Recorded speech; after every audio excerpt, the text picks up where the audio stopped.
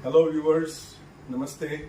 This is your realtor Nikhil Patni, and today I'm here to wish you all the Indians, especially and all over the people of the world, a very happy Dashera and happy Vijayadashmi. आज बहुत सारे प्रश्न लेकर हमारे सुपुत्र, जिनका introduction वो खुद करेंगे, वो हमारे साथ हैं और वो कुछ पूछना चाहते थे। हमने सोचा क्यों ना इस पर एक वीडियो बनाई जाए और ये वीडियो सभी को शुभकामनाएं देने के साथ कुछ information. Over to Devam Patni. Hello viewers, I am Devam Patni. I am currently pursuing my MBA and even I am a realtor. तो मेरे कुछ प्रश्न थे जो मैं पापा से पूछना चाहता था आज के दिन से रिलेटेड। सो सबसे पहले सभी को हैप्पी दशहरा। और मेरा क्वेश्चन है कि पापा आज के दिन का इम्पोर्टेंस क्या है, कहानी क्या है आज के दिन के पीछे? सो आज के दिन को कहते हैं विजयादशमी, आज के दिन को कहते हैं दशहरा। ये अलग अलग नाम है। सबसे पहले ये बात। दूसरी बात, 9 दिन जो नवरात्रि के होते हैं वो 9 अलग अलग माता के रूप हैं। उनकी पूजन अर्चन वगैरह होता है 9 दिन 9 रात कंप्लीटली। जोगमाया, जोगनी, बहुत सारे नाम हैं उनके। अम्बा माँ से लेके दुर्गा माँ से लेके महालक्ष्मी से लेके कालरात्रि, ब्रह्मचारिणी, कुष्मांडा वगैरह वगैरह, शैलपुत्री, ऐसे 9 रूप हैं देवी के जिनकी हम पूजा करते हैं 9 दिन। और ये 9 दिन की पूजा हम क्यों करते हैं? ये 9 दिन माता का युद्ध चला था एक महिषासुर नाम के राक्षस से, जिसे वरदान प्राप्त था कि उसे कोई नहीं मार सकता। इसकी बहुत लंबी स्टोरी है जो मैं तुम्हें बाद में बताऊंगा, पर ये सिग्निफिकेंस है कि उसे वरदान प्राप्त था कि उसे कोई मार नहीं सकता। माता का और उस महिषासुर का 9 दिन तक युद्ध चला और 10वें दिन यानी कि आज के दिन माता ने उसका वध कर दिया। इसलिए उसका नाम दशहरा एक। विजयादशमी दूसरा नाम है बिकॉज बुराई पे अच्छाई की जीत हुई। राक्षस का वध माता ने किया। उस राक्षस का नाम था महिषासुर और माता को तब से पहचाना गया महिषासुर मर्दिनी के नाम से। ये एक सिग्निफिकेंस है। दूसरा सिग्निफिकेंस है, हमने सबने रामायण देखी, सुनी, पढ़ी है। दशहरा के दिन राम जी ने रावण का भी वध किया था, जिसके 10 सर थे। वो 10 सर कुछ सिग्निफाई करते थे, जैसे कि ईगो, क्रोध, मान, माया, लोभ, इन सब चीज को डिपिक्ट करते थे। और उन सब एविल्स को किल करने के लिए राम जी ने जब रावण को मारा तो भी यही कहा गया कि it is a win of good over the evil. So ये भी एक सिग्निफिकेंस है दशहरा का। और सबसे बड़ा इंपॉर्टेंस जो मैं मानता हूं और मैं कहता हूं, वो सिग्निफिकेंस ऐसा है कि हमारे यहाँ पे भारत में जब हम सनातन की बात करते हैं तो लगातार कुछ ना कुछ फेस्टिवल हर एक सीजन में होता है। एक सीजन जो बारिश की थी वो समाप्त हो रही है और ये संधि काल है, और इस संधि काल में हम अगले सीजन में प्रवेश करने जा रहे हैं और धूमधाम से इस प्रवेश का नाम ही दशहरा होता है। सभी घरों के अंदर साफ सफाई वगैरह होती है और दिवाली की तैयारियां आज से शुरू होती है। इसी को हम कहते हैं दशहरा। हर घर में हर एक संसाधनों की, शस्त्र सरंजाम की पूजा होती है। हर फैक्ट्रियों में मशीनरीज की पूजा होती है।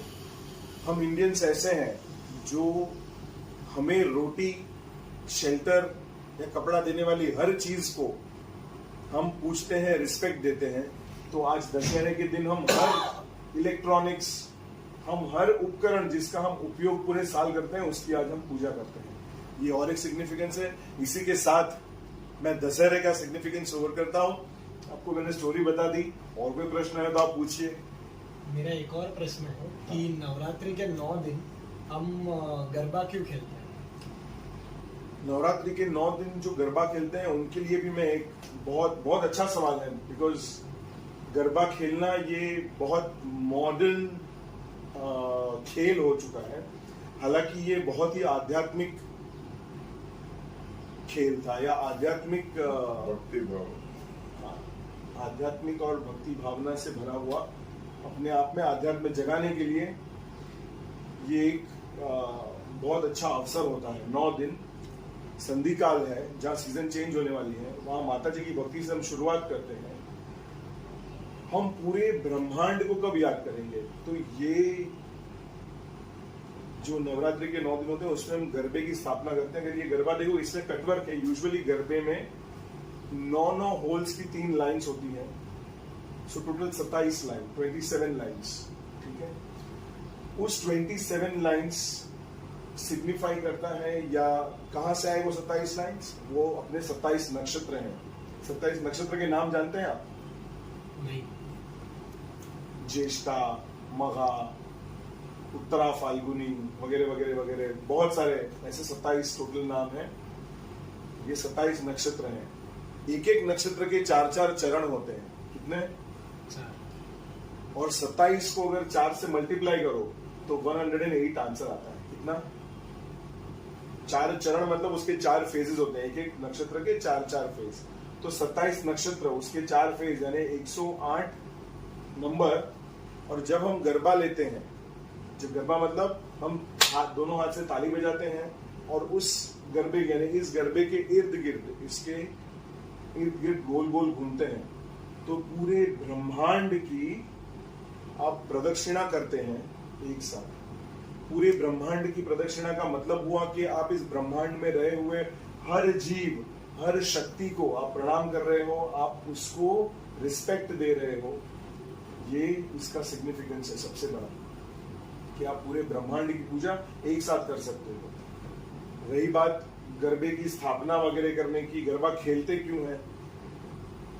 तुम्हारी एज में जो गरबा खेला जाता है वो अपने एंटरटेनमेंट के लिए खेला जाता है, पर जब गरबे की शुरुआत हुई थी, वो शुरुआत हुई थी आध्यात्मिक एनर्जी प्राप्त करने के लिए, मोक्ष प्राप्त करने के लिए। इस गरबे को भक्ति भाव से खेला जाता था और ये एक साधना होती थी। और साधना मस्ती का स्वरूप जब ले लेती है तब वो आज के गरबे में परिणत होती है। पर आज भी कई लोग ऐसे हैं जो पारंपरिक और आध्यात्मिक गरबा खेलते हैं, और वैसे गरबे में हमें पार्टिसिपेट करना चाहिए, अपने भक्ति भाव को आगे बढ़ाना चाहिए। स्पेशली आज के युवक युवतियों को इस माध्यम से, देवम के इस क्वेश्चन के माध्यम से मेरी दरख्वास्त है कि अगर गरबा खेलते हो तो बहुत ही ध्यानपूर्वक, हम माता जी को बीच में रखकर, हम माता जी की स्थापना करके वहां पे गरबे खेल रहे हैं, तो मुंह से अपशब्द निकलना, जितने अपशब्द हैं उनको आप मल्टीप्लाई बाय 108 कम से कम कर लेना। आप जितने राउंड गोल गोल घूमते हो उतनी बार 108, यानी जितना बुरा बोलना, जितना बुरा देखना, जितना बुरा करना, अगर आप गरबा के मंडप के इर्द गिर्द भी ये सब करते हो तो उसका कोई ना कोई फल आपको जरूर मिलेगा, जो कि नहीं होना चाहिए। और आध्यात्मिक उन्नति की तो मैं बात ही नहीं कर सकता इन लोगों के लिए। सो कमर्शियल नवरात्रि से बाहर निकलकर हम आध्यात्मिक नवरात्रि में आए, ऐसी मेरी और एक शुभकामना है देवम के इस दूसरे प्रश्न के साथ। धन्यवाद, आपने बहुत ही सरल भाषा में नवरात्रि और दशहरा का महत्व समझाया, और काफ़ी चीज़ें जो मुझे नहीं पता थी वो आज नई चीज़ें जानने मिली। और मेरा संदेश सबको यही है कि जैसे कि पापा ने बोला उस प्रकार से माता जी की विटंबना ना हो, उस प्रकार हम गरबा खेलें और हम सब भक्ति भाव से एकजुट होके दशहरा मनाएं और नवरात्रि मनाएं। पापा और मेरी तरफ से आप सभी को दशहरा की बहुत बहुत शुभकामनाएं। बहुत जल्दी मिलेंगे, और ये वीडियो देखने के लिए आप सभी को धन्यवाद।